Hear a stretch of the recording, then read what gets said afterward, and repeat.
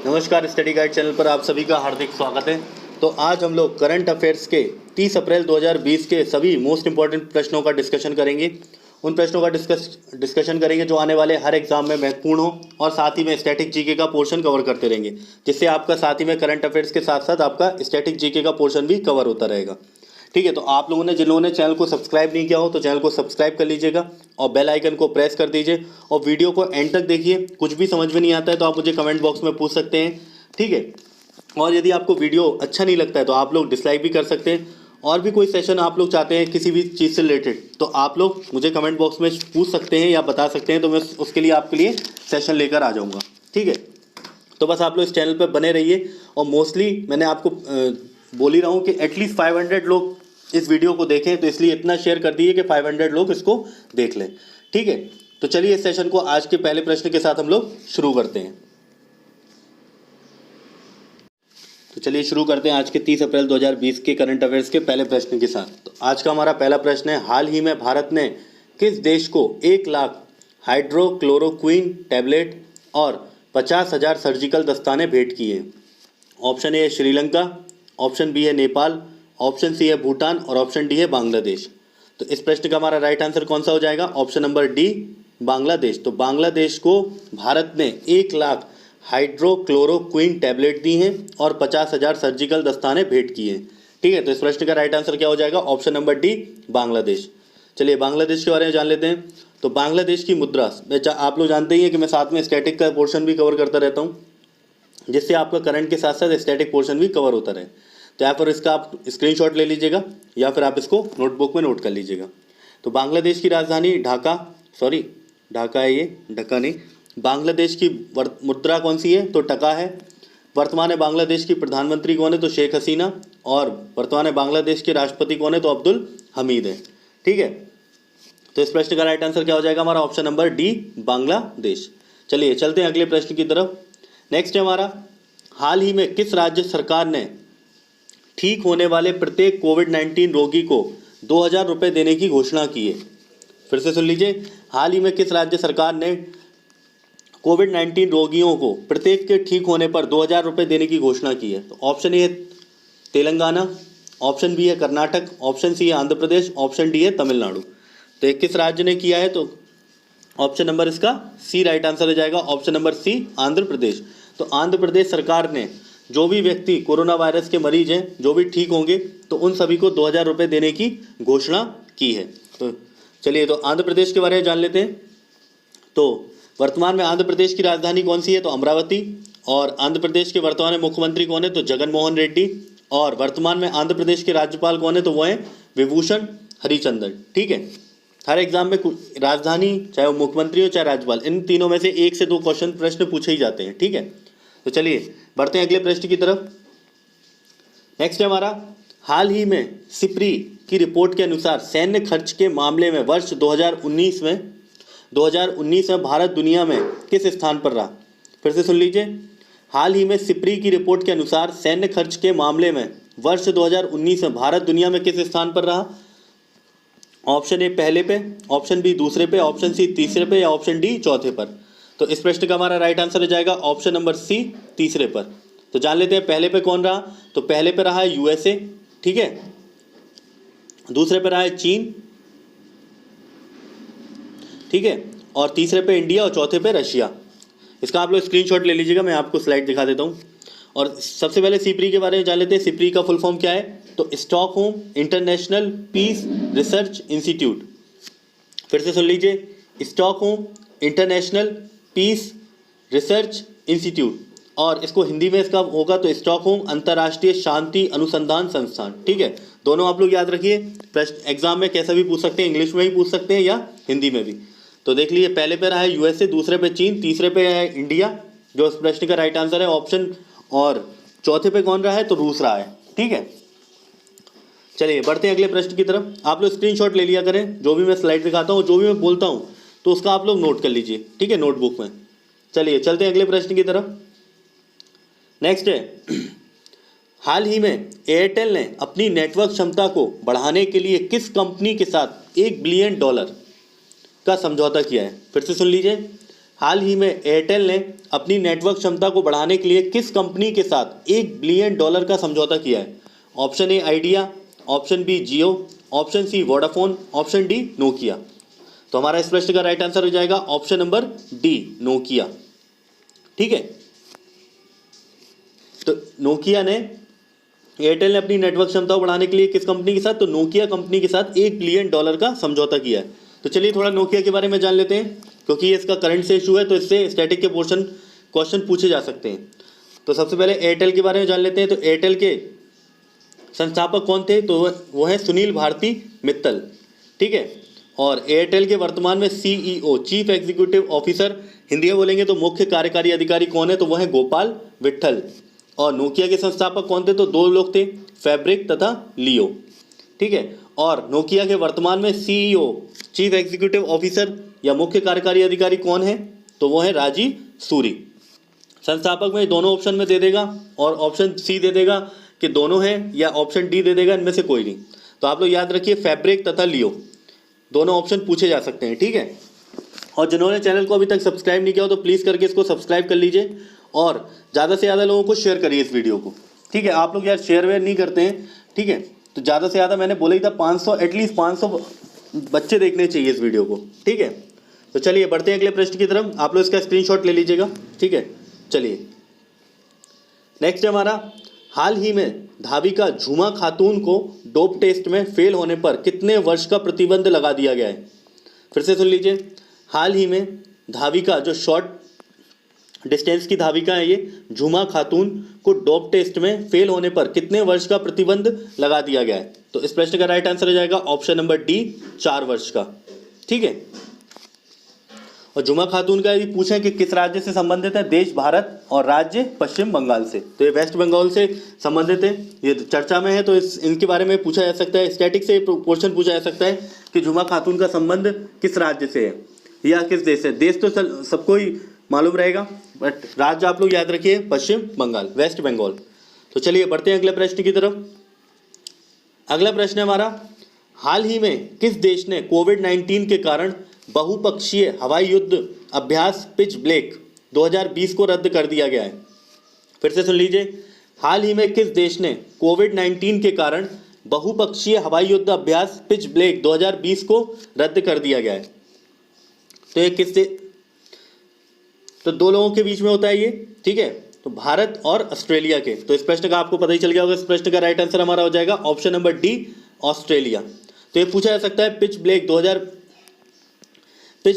युद्धाभ्यास किन दो देशों के बीच में होता है? तो भारत और ऑस्ट्रेलिया। ठीक है, तो अभी कोविड-19 के कारण इसको रद्द कर दिया गया। तो चलिए थोड़ा सा जान लेते हैं इसके बारे में, स्टैटिक पोर्शन कैसा रहेगा हमारा। तो ऑस्ट्रेलिया की राजधानी कैनबरा है। ठीक है, सिडनी मत सोच लेना, मोस्टली लोग सिडनी समझते हैं, बट कैनबरा इसका राइट आंसर रहेगा ऑस्ट्रेलिया की। ऑस्ट्रिया की नहीं पूछिए, ऑस्ट्रिया अलग कंट्री है, वो यूरोपियन कंट्री है, और ऑस्ट्रेलिया अलग है। ठीक है, तो ऑस्ट्रेलिया की राजधानी है कैनबरा, और ऑस्ट्रेलिया की मुद्रा है ऑस्ट्रेलियन डॉलर, और वर्तमान में ऑस्ट्रेलिया के प्रधानमंत्री कौन है? तो वह है स्कॉट मॉरिसन। और वर्तमान में भारत के वायुसेना चीफ कौन है? तो वो है राकेश कुमार सिंह भदौरिया। राकेश कुमार सिंह भदौरिया। तो इसका आप लोग स्क्रीनशॉट ले लीजिए, या फिर इसको आप लोग नोट कर लीजिएगा। ठीक है, चलिए तो चलते हैं अगले प्रश्न की तरफ। नेक्स्ट है, हाल ही में ब्रिक्स देशों की बैठक में भारत का प्रतिनिधित्व किसने किया है? हाल ही में ब्रिक्स देशों की बैठक में भारत का प्रतिनिधित्व किसने किया है? तो ऑप्शन ए है राजनाथ सिंह, ऑप्शन बी है निर्मला सीतारमण, ऑप्शन सी है एस जयशंकर, ऑप्शन डी है नरेंद्र मोदी। तो ब्रिक्स के बारे में जान लेते हैं। ब्रिक्स का फुल फॉर्म, तो बी से ब्राज़ील, आर से रशिया, आई से इंडिया, सी से चाइना, एस से साउथ अफ्रीका। ठीक है, इस प्रश्न का हमारा राइट आंसर क्या हो जाएगा? Option number C S Jaishankar, जो वर्तमान में भारत के विदेश मंत्री हैं। राजनाथ सिंह रक्षा मंत्री, निर्मला सीतारमण वित्त मंत्री, नरेंद्र मोदी भारत के वर्तमान में प्रधानमंत्री हैं, वो भी 14वें, और एस जयशंकर भारत के वर्तमान में विदेश मंत्री हैं। ठीक है, तो अभी हाल ही में वीडियो कॉन्फ्रेंस के दौरान ब्रिक्स देशों की बैठक में भारत का प्रतिनिधित्व किसने किया है? तो वो किसने किया है? एस जयशंकर ने। ठीक है, अभी लास्ट जो समिट हुआ था 2019 का ब्रिक्स देशों का, 2019 का समिट हुआ था, कहाँ पर हुआ था? ये हुआ था ब्राज़ील में। ठीक है, और नेक्स्ट कहाँ होगा, तो आप लोगों को कुछ इसमें कुछ भी आपको ऐसे याद नहीं करना है कि कब कब हुआ था, आपको सिर्फ एक याद रखना है, 2019 का ब्राज़ील में हुआ था, तो नेक्स्ट कहाँ होगा, रशिया में। उसके बाद कब होगा, इंडिया में होगा, फिर चाइना में, फिर साउथ अफ्रीका, फिर ब्राज़ील में। तो ऐसे करके आप 2018 का कहाँ हुआ था, तो 2018 का हुआ था साउथ अफ्रीका में। ठीक है, तो चलिए बढ़ते हैं अगले प्रश्न की तरफ। तो इस हमारे प्रश्न का राइट आंसर क्या हो जाएगा, option number C, S Jaishankar. चलिए, हाल ही में ओजोन परत का सबसे बड़ा छेद कैसे बंद हुआ, तो ऑप्शन ए कोविड-19 के कारण, ऑप्शन बी प्रदूषण नियंत्रण के कारण, ऑप्शन सी पोलर वॉर्टेक्स के द्वारा, या ऑप्शन डी इनमें से कोई नहीं। यदि ये प्रश्न आ जाएगा तो मोस्टली लोग ऑप्शन नंबर बी को लगाएंगे, लेकिन ये गलत हो जाएगा। तो इस प्रश्न का हमारा राइट आंसर होगा option number C, polar vortex के द्वारा, ध्रुवीय भंवर के द्वारा। ठीक है, हिंदी में बोलेंगे तो ध्रुवीय भंवर, आप लोग नोट कर लीजिए, और इंग्लिश में तो पोलर वॉर्टेक्स। दोनों ऑप्शन पूछे आ सकते हैं एग्जाम में, या पोलर वॉर्टेक्स दे देगा या ध्रुवीय भंवर दे देगा। तो ओजोन परत कहाँ पर स्थित है, तो स्ट्रेटोस्फीयर में। ठीक है, और ये क्या करती है, तो सूर्य से आने वाली अल्ट्रावायलेट किरणों को पृथ्वी पर आने से रोकती है, जिससे कैंसर, जो स्किन कैंसर होता है वो नहीं हो सकता। ठीक है, और यदि आ गई तो इससे स्किन कैंसर होगा। चलिए बढ़ते हैं अगले प्रश्न की तरफ। नेक्स्ट है हमारा, हाल ही में किस राज्य के मुख्यमंत्री द्वारा शून्य ब्याज ऋण योजना की शुरुआत की गई है, हाल ही में किस राज्य के मुख्यमंत्री द्वारा शून्य ब्याज ऋण योजना की शुरुआत की गई है। ऑप्शन ए है तमिलनाडु, ऑप्शन बी है छत्तीसगढ़, ऑप्शन सी है उत्तर प्रदेश, ऑप्शन डी है आंध्र प्रदेश। तो इस प्रश्न का हमारा राइट आंसर क्या हो जाएगा, option number D, Andhra Pradesh. ठीक है, तो आंध्र प्रदेश सरकार के मुख्यमंत्री द्वारा, जो वर्तमान मुख्यमंत्री कौन है,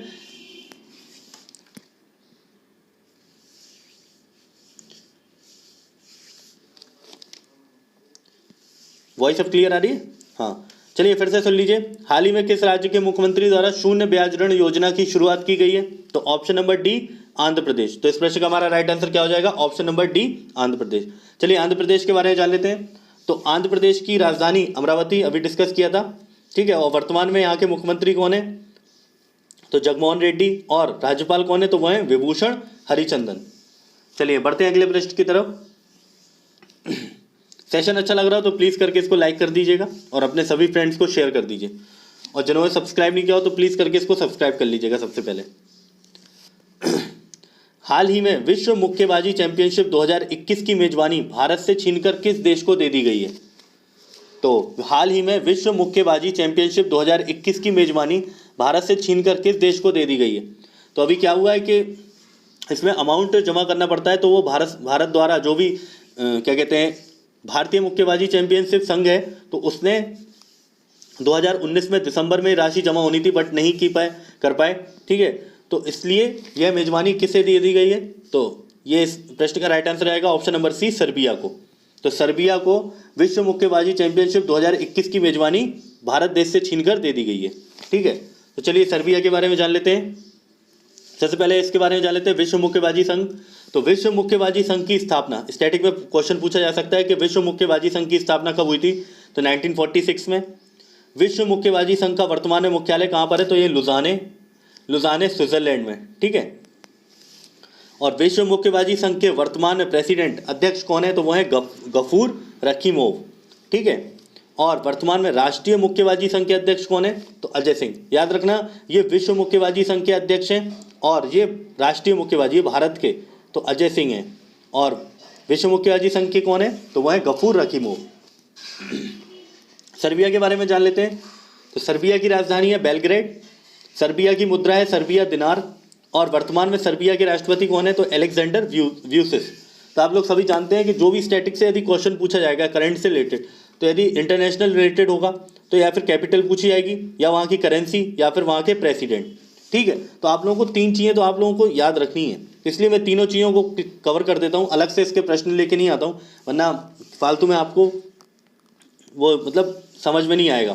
तो इसलिए मैं करंट के साथ साथ आपका स्टैटिक पोर्शन कवर करता रहूँगा, जिससे आपको पता रहेगा कि एग्जाम में इन्हीं से क्वेश्चन आएंगे। ठीक है, यदि स्टैटिक का क्वेश्चन, क्योंकि करंट से रिलेटेड है, अब पूछ लिया जाएगा सर्बिया की मुद्रा, तो आप लोग कहेंगे अरे यार कितने देशों की करेंसी याद रखें या कितने देशों की कैपिटल याद रखें।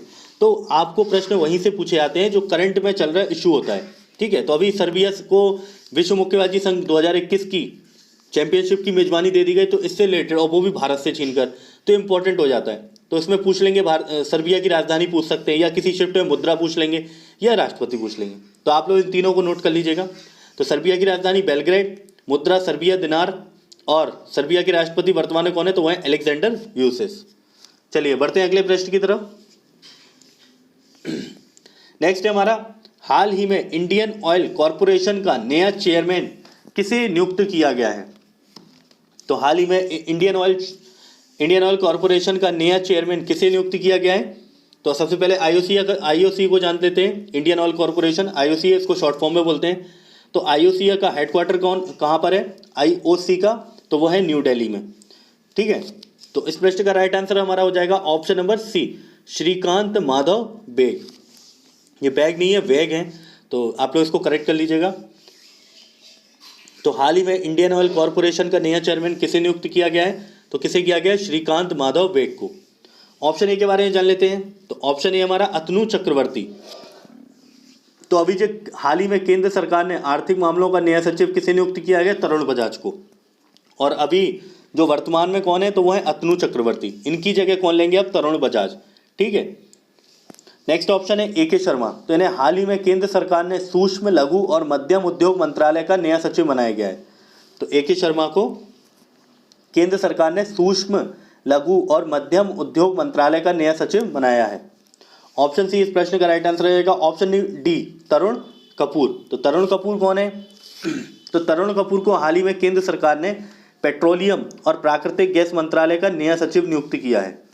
तो तरुण कपूर को क्या नियुक्त किया गया है, तो केंद्र सरकार ने पेट्रोलियम और प्राकृतिक गैस मंत्रालय का नया सचिव नियुक्त किया है। और अभी वर्तमान में पेट्रोलियम और प्राकृतिक गैस मंत्रालय के मंत्री कौन है, तो वह है धर्मेंद्र प्रधान। तो चलिए इस प्रश्न का हमारा राइट आंसर क्या हो जाएगा, option number C, Shrikant Madhav Beg. तो इन्हें आईओसीए का नया चेयरमैन नियुक्त किया गया है। तो आईओसीए की स्थापना देख लेते हैं। तो आईओसीए की स्थापना कब हुई थी, इंडियन ऑयल कॉरपोरेशन की स्थापना कब हुई थी, तो हुई थी 30 जून 1959 को। स्टैटिक में पूछा जा सकता है ऐसे प्रश्न, ठीक है। इंडियन ऑयल कॉरपोरेशन का वर्तमान में मुख्यालय कहाँ पर है, तो न्यू दिल्ली, ये भी पूछ सकते हैं, ठीक है। चलिए आज के प्रश्न हमारे यहीं पर समाप्त हुए।